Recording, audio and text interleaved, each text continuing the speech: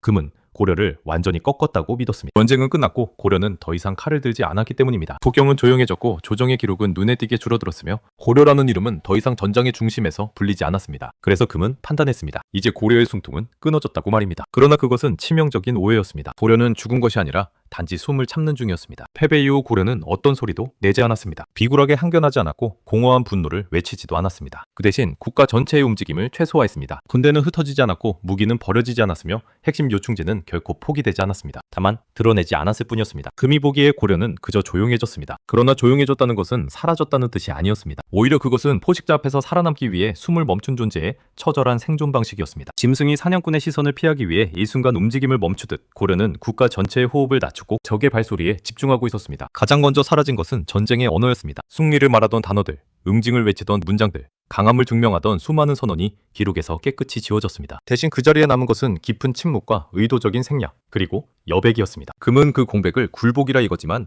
고려는 그 고요함 속에 전혀 다른 계산을 숨기고 있었습니다. 고려는 너무나 잘 알고 있었습니다. 지금 다시 칼을 뽑으면 반드시 진다는 것을 말입니다. 그러나 지금 고개를 숙이면 언젠가는 다시 칼을 들 수 있다는 것도 알고 있었습니다. 그래서 고려는 선택했습니다. 싸우지 않기로 한 것이 아니라 싸우는 방식 자체를 바꾸기로 말입니다. 전쟁을 끝낸 것이 아니라 전쟁을 훨씬 더 길게 끌 준비를 하기 시작한 것입니다. 이 순간부터 고려는 더 이상 전쟁을 터뜨리는 나라가 아니었습니다. 전쟁을 온몸으로 견디는 국가, 그리고 끝내 살아남는 나라로 변하고 있었습니다. 고려는 조용해졌지만 무장 해제되지는 않았습니다. 고려는 더 이상 칼을 앞에 두지 않았습니다. 그러나 그것은 무장을 해제했다는 뜻이 결코 아니었습니다. 칼은 버려진 것이 아니라 단지 적의 시선이 닿지 않는, 보이지 않는 곳으로 옮겨졌을 뿐이었습니다. 패배 이후 고려의 군대는 해산되지 않았습니다. 다만 철저하게 재편되었습니다. 대규모의 병력 동원은 사라졌고 깃발을 휘날리는 화려한 출정도 멈췄습니다. 그 대신 기록에 남지 않은 은밀한 이동, 눈에 띄지 않는 병력 배치, 그리고 그 누구도 감히 전쟁이라 부르지 않는 지독한 준비가 시작되었습니다. 이 순간부터 고려의 전쟁은 보이는 싸움이 아니라 지워지지 않는 준비가 되었습니다. 가장 큰 변화는 바로 보여주지 않는 방식이었습니다. 고려는 더 이상 자신의 힘을 과시하지 않았습니다. 적에게 보여줄 압도적인 군세도, 상대의 신경을 건드리는 위협적인 언사도 의도적으로 감추고 지워버렸습니다. 금나라가 보기에 고려는 점점 작아지는 나라, 더 이상 자신들에게 어떤 위협도 되지 않는 나약한 존재처럼 보였을 것입니다. 그러나 바로 그 지점이 고려가 노린 가장 거대한 착시였습니다. 금은 이것을 고려의 쇠락이라 불렀지만 고려는 이것을 은폐된 생존이라 불렀습니다. 국가는 본능적으로 알았습니다. 얼매 뻔히 보이는 칼은 먼저 부러지기 마련이고 보이지 않는 칼만이 끝까지 살아남아 기회를 잡는다는 사실을 말입니다. 그래서 고려는 힘을 한 곳에 집중하지 않았습니다. 대신 거미줄처럼 촘촘하게 흩어두었습니다. 한 곳에 모이면 단번에 제거되지만 사방으로 흩어져 뿌리를 내리면 결코 지워지지 않기 때문입니다. 군사체제 또한 공격을 상정한 전략을 완전히 폐기했습니다. 대신 회복과 보존, 그리고 시간 벌기에 국가의 모든 기준을 맞췄습니다. 이제 질문은 바뀌었습니다. 어디서 싸워 이길 것인가가 아니라 어디서 버텨내야 하는가를 물었습니다. 언제 다시 칼을 들 것인가가 아니라 언제까지 칼을 들지 않고 버텨낼 수 있는가가 고려의 새로운 국가 전략이 되었습니다. 이 과정에서 고려는 하나의 냉혹한 진실을 뼈아프게 받아들였습니다. 이제 이 싸움은 단기간에 승부를 낼 수 있는 종류의 것이 아니라는 사실입니다. 이것은 이길 전쟁이 아니라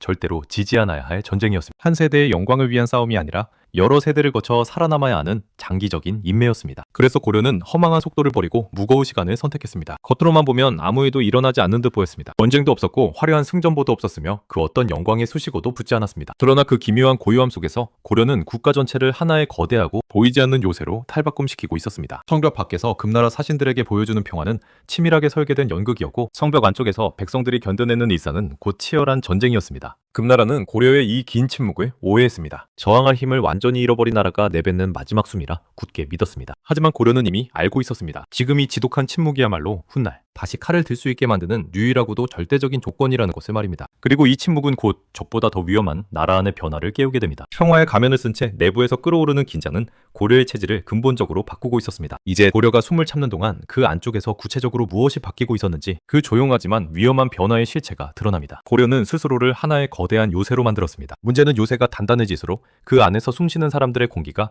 먼저 탁해진다는 사실이었습니다. 외부로부터의 위협을 차단하기 위해 세운 침묵과 절제는 동시에 내부로 조여오는 보이지 않는 벽이 되기 시작했습니다. 고려는 적의 칼날을 성공적으로 막아냈지만 그 대가로 나라 안에 서서히 퍼지는 긴장과 의심까지 함께 키워버리고 있었습니다. 국가를 지키기 위해 친 울타리가 어느덧 국가 구성원들의 목을 재는 밧줄로 변하고 있었던 것입니다. 가장 먼저 변한 것은 사람들의 시선이었습니다. 말은 줄어들었고 질문은 사라졌으며 침묵만이 유일한 미덕처럼 받아들여지기 시작했습니다. 조정은 조용해졌고 기록은 간결해졌지만 그만큼 서로를 살피는 눈빛은 날카로워졌습니다. 누가 불필요한 말을 했는지, 누가 대열에서 앞서 나갔는지, 누가 이 위태로운 침묵을 깨려 하는지를 모두가 본능적으로 감시했습니다. 전쟁은 잠시 멈췄을지 모르나 사회 전체는 전시에 호흡을 풀지 못한 채 딱딱하게 굳어가고 있었습니다. 군대 역시 달라졌습니다. 밖으로 드러나는 움직임은 줄었지만 내부의 규율은 이전보다 훨씬 더 엄격해졌습니다. 명령은 짧아졌고 이유는 설명되지 않았습니다. 이해보다 복종이 우선시되었고 작은 의문조차 곧 조직의 불안 요소로 취급되었습니다. 적을 향했던 칼끝이 내려가자 그 칼의 방향은 서서히 안쪽으로 기울기 시작했습니다. 나라를 지키기 위해 세운 질서가 사람을 옥죄는 잔인한 규율로 변모하는 과정에서 고려의 정체성은 조금씩 비틀리고 있었습니다. 백성들의 삶에서도 변화는 분명했습니다. 평화의 외피 아래에서 일상은 오히려 더 팽팽하게 당겨졌습니다. 이동은 극도로 조심스러워졌고 모임은 줄어들었으며 소문은 어두운 그늘을 타고 더 빠르게 번졌습니다. 국가가 침묵할수록 사람들은 더 많은 비극을 상상했습니다. 금이 다시 내려온다는 흉흉한 소문,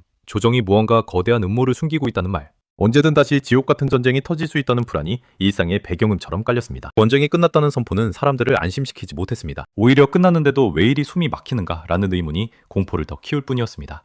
이 지점에서 고려는 처음으로 새로운 종류의 위험과 마주하게 됩니다. 외부의 강력한 적보다 내부에서 소리 없이 번지는 균열이 더 치명적일 수 있다는 사실이었습니다. 요새는 외부의 물리적인 공격에는 강하지만 내부에서부터 썩어 들어가기 시작하면 한순간에 허망하게 붕괴됩니다. 지나친 긴장과 억제는 사람들의 숨통을 막았고 그 막힌 숨은 곧 지독한 불만과 분노로 바뀌어 차곡차곡 축적되기 시작했습니다. 고려는 조용히 살아남고 있었지만 동시에 조용히 스스로를 갉아먹으며 소모하고 있었습니다. 그럼에도 불구하고 고려는 이 위험한 행보를 멈추지 않았습니다. 내부에 숨이 막히는 고통을 감수하면서까지 침묵을 유지한 이유는 단 하나였습니다. 지금 작은 소리라도 내는 순간, 지금 균열이 조금이라도 겉으로 드러나는 순간, 금나라가 다시 칼을 빼들 것이라는 사실을 너무나 잘 알고 있었기 때문입니다. 고려에게는 선택의 여지가 없었습니다. 내부가 비명을 질러도 외부에는 결코 약해 보일 수 없었습니다. 그래서 국가는 더욱 단단히 입을 다물었고 사람들은 더욱 깊게 숨을 삼키며 견뎌야만 했습니다. 이렇게 고려는 아이러니한 상태에 들어섭니다. 전쟁을 피하기 위해 만든 침묵이 역설적으로 또 다른 전쟁의 씨앗이 되어버린 상황입니다. 보이지 않는 요새는 완성되어 가고 있었지만 그 요새 안에서 살아가는 사람들의 얼굴에서는 생기가 사라지고 있었습니다. 그리고 이 축적된 긴장과 억눌린 공기는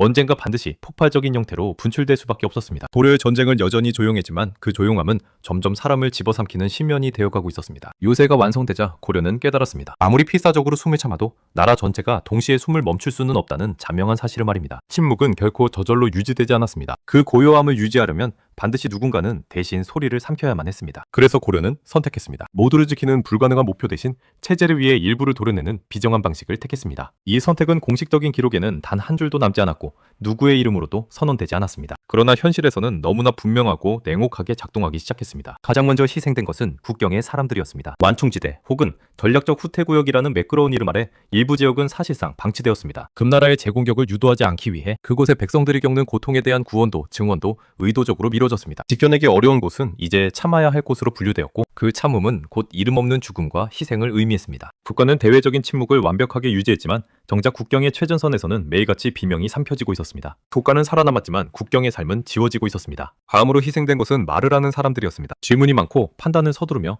국가의 명확한 방향을 요구하는 존재들은 이제 잠재적인 위험 요소로 분류되었습니다. 공식적인 탄압은 없었으나 그들을 향한 배제는 지독하리만큼 치밀했습니다. 중요한 회의에서 은근슬쩍 빠졌고 결정적인 권한에서 밀려났으며 점점 국가의 공식 기록에서 자취를 감췄습니다. 고려는 반대자를 칼로 제거하지 않았습니다. 그보다 훨씬 더 효율적이고 잔인한 방식을 택했습니다. 바로 그들을 사회적으로 존재하지 않게 만드는 것이었습니다. 군대 또한 이 서늘한 칼날을 피할 수 없었습니다. 전공을 세워 명예를 되찾자고 주장하는 호기로운 장수, 다시 싸울 수 있다고 목소리를 높이는 병사들, 그리고 승리의 가능성을 상상하는 시선들은 조용히 꺾였습니다. 이제 고려에 필요한 것은 전장을 누비는 용맹이 아니라 철저한 통제와 인내였기 때문입니다. 전쟁을 끝낼 수 있다고 믿는 장수보다 전쟁이 다시 터지지 않도록 숨죽여 관리할 장수가 더 환영받는 시대가 되었습니다. 승리의 꿈조차 국가의 안정을 해치는 불온한 상상이 되어버린 셈입니다. 이 모든 선택에는 오직 하나의 공통된 목표가 있었습니다. 금나라가 다시 칼을 빼들 명분을 단 하나도 주지 않기 위해서였습니다. 고려는 외부를 향해 끊임없이 단 하나의 신호만을 송출하고 있었습니다. 우리는 더 이상 당신들에게 위협이 아니다. 그리고 그 신호의 선명도를 유지하기 위해 고려는 내부에서 거추장스럽다고 판단되는 것들을 끊임없이 잘라내고 있었습니다. 문제는 이 방식이 성공할수록 더 많은 희생을 요구했다는 점입니다. 침묵이 길어질수록 더 많은 소리가 위험해졌고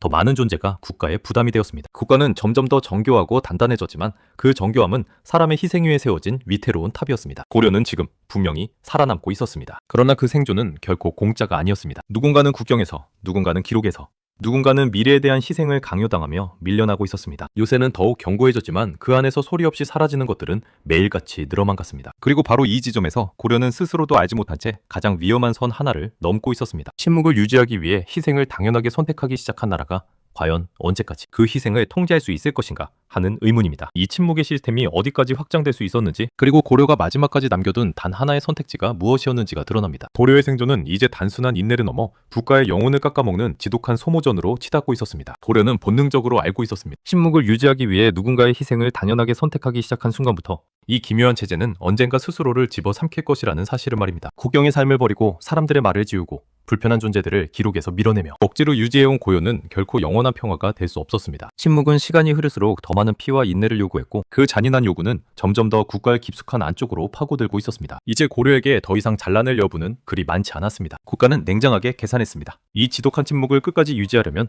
이전과는 다른 차원의 단계로 넘어가야만 했습니다. 더 이상 막연하게 참는 것만으로는 부족했고, 우발적인 희생을 늘리는 방식으로는 체제의 근간에 지탱할 수 없었습니다. 이제는 침묵을 유지하는 단계를 넘어 침묵을 완벽하게 통제하는 국가로 변해야 했습니다. 이것은 선택의 문제가 아니라 생존을 위한 필연적인 악수였습니다. 숨을 참는 것만으로는 결코 영구히 살아남을 수 없다는 사실을 고려는 너무나 늦게 깨닫고 있었습니다. 그래서 고려는 마지막 남은 비장의 선택지를 꺼내들었습니다. 외부를 향해서는 끝까지 고개를 숙인 채 침묵의 연극을 이어가되, 내부에서는 더 이상 우발적인 희생이 아닌 의도된 질서를 구축하기로 한 것입니다. 누가 참아야 하는지, 누가 남아야 하는지, 그리고 누가 국가의 위험한 존재인지에 대한 기준을 칼날처럼 명확히 나누기 시작했습니다. 이것은 전장에서 벌어지는 전쟁은 아니었습니다. 그러나 그 어떤 전쟁보다 냉혹한 선별이었고, 날카로운 칼보다 더 잔인한 국가적 판단이었습니다. 이 순간부터 고려는 더 이상 모두를 지키는 국가를 자처하지 않았습니다. 대신 지킬 수 있는 것만 지키는 국가가 되기를 스스로 선택했습니다. 국가는 스스로를 이렇게 설득하며 정당성을 부여했습니다. 일부를 과감히 버려야 전체가 살 수 있다고, 누군가는 반드시 이름 없이 희생되어야 왕조의 명맥이 이어진다고 말입니다. 이 논리는 너무나 합리적이었고,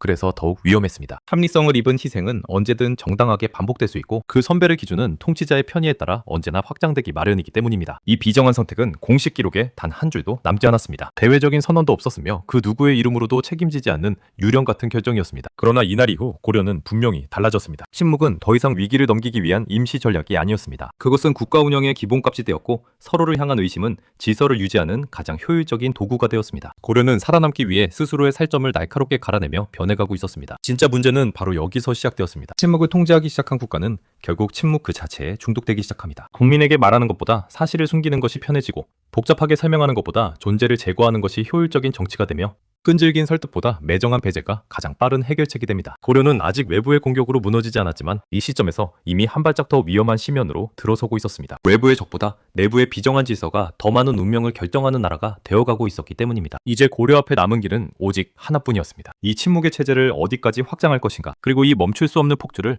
언제쯤 멈출 수 있는가 하는 점입니다. 멈추지 못한다면 이 나라는 스스로를 끝없이 깎아먹다 소멸할 것이고, 만약 멈춘다면 그 틈을 타 금나라의 칼날이 다시 국경을 넘을지도 모릅니다. 고려는 지금 외부와의 전쟁이 아닌 자기 자신과의 가장 고독하고도 잔혹한 전쟁에 들어서고 있었습니다. 이제 드러나는 것은 결코 따뜻한 희망이 아닙니다. 이 선택이 불러온 파괴적인 결과, 그리고 고려가 끝까지 붙잡고 있던 마지막 금기가 무엇인지가 밝혀집니다. 숨을 참던 나라가 결국 어떤 괴물 같은 얼굴로 변해가는지, 그 침묵의 끝이 향하고 있던 최종 목적지가 마침내 모습을 드러내 고려는 끝내 살아남았습니다. 그러나 그 생존의 방식은 더 이상 우리가 알던 국가의 모습이 아니었습니다. 침묵을 유지하기 위해 선택한 수많은 희생은 우발적인 사고도, 비극적인 실수도 아니었습니다. 그것은 철저히 계산된 결과였으며, 반복의 전제로 정교하게 설계된 새로운 국가 운영 방식이었습니다. 고려는 어느 순간부터 누가 사라져도 체제에 지장이 없는가를 가장 먼저 판단하는 비정한 나라가 되어 있었습니다. 이제 침묵은 전략이 아니었습니다. 침묵은 곧 체제 그 자체가 되었습니다. 국경에서 소리 없이 사라진 마을들, 공식 기록에서 흔적도 없이 지워진 이름들, 조정에서 더 이상 불리지 않게 된 수많은 사람. 이 모든 것은 서로 다른 사건처럼 보였지만 실상은 단 하나의 냉혹한 기준 아래 움직이고 있었습니다. 국가의 고요를 깨 소리가 될 가능성이 있는 모든 존재는 제거한다. 금나라와 싸우지 않겠다는 결심은 곧 내부를 향해 말하지 못하게 만드는 권력이 되었고, 어떻게든 살아남겠다는 선택은 살아남을 자격을 선별하는 잔인한 폭력이 되었습니다. 고려는 더 이상 외부의 적과 싸우지 않았습니다. 대신 내부에서 끊임없이 솟구치는 질문들을 잘라냈습니다. 왜 이토록 참아야 하는가? 이 침묵은 언제까지인가? 정말 이 길밖에 없는가? 이 모든 근원적인 질문은 이제 국가 위험 요소로 분류되었습니다. 질문을 던지는 순간 그 사람 역시 체제의 부담이 되어 밀려나야 했습니다. 이렇게 국가는 조용히 진화했습니다. 칼을 들지 않는 대신 선별의 기준을 들었고, 피를 흘리지 않는 대신 존재 자체를 지워버렸습니다. 이제 고려는 스스로를 지키기 위해 가장 위험한 능력을 손에 넣었습니다. 바로 죄책감 없이 희생을 반복할 수 있는 비정한 능력입니다. 그 순간부터 이 나라는 더 이상 금나라보다 덜 잔인하다고 말할 수 없게 되었습니다. 금은 칼로 기업했지만 고려는 삶의 조건 자체를 바꿨습니다. 생존할 수는 있었지만 말할 수는 없었고, 존재할 수는 있었지만 드러날 수는 없는 나라. 이것이 침묵의 끝에서 완성된 고려의 진실이었습니다. 역사는 종종 이렇게 기록합니다. 고려는 무너지지 않았다. 그러나 그 이면의 진실은 다릅니다. 고려는 무너지지 않는 대신 전혀 다른 괴물로 나라들로 변해버렸습니다. 외부의 침략으로 쓰러진 나라가 아니라 생존을 위해 스스로의 영혼을 해체한 나라가 된 것입니다. 이 순간부터 고려는 더 이상 과거로 돌아갈 수 없었습니다. 살아남았지만 우리가 알던 이전의 고려는 이미 죽었습니다. 가장 불편한 진실은 이 방식이 너무나 효과적이었다는 사실입니다. 침묵은 실제로 전쟁을 막아냈고 이 기괴한 체제는 실제로 왕조의 수명을 연장시켰습니다. 그렇게 이 괴물은 멈추지 않았습니다. 성공한 폭력은 언제나 다음 단계의 희생을 요구하기 때문입니다. 이제 고려는 알고 있었습니다. 이 체제를 유지하려면 더 많은 침묵과 더 정교한 배제가 필요하다는 사실을 말입니다. 이제 질문은 바뀝니다. 이 괴물은 어디까지 비대해질 것인가? 그리고 이 나라 안에서 과연 누가 마지막까지 그 자격을 인정받아 살아남을 수 있는가? 다음화에서는 침묵의 국가가 선택한 다음 희생자로 찾아뵙겠습니다. 체제는 멈추지 않습니다. 다음에 사라질 이름은 과연 누구였는가? 침묵을 유지하기 위해 고려는 끝내 무엇까지 버릴 수 있었는가? 이 다음 이야기를 놓치고 싶지 않다면 지금 구독과 좋아요로 함께 해주십시오. 고려의 전쟁은 끝났습니다. 그러나 고려의 위험한 실험은 이제 시작입니다.